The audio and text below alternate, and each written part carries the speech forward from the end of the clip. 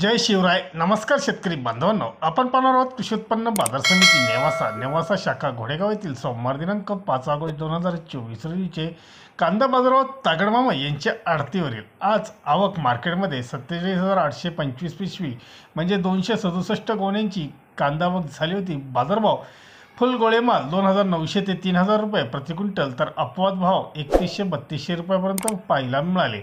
मक्कल मोठे कांदे 2,800 ते 2,900 रुपये, मीडियम कांदे 2,700 2,800 रुपये, गोल्टी 1,900 ते 2,400 रुपये, गोल्टा 2,500 ते 2,750 रुपयापर्यंत विकला गेला.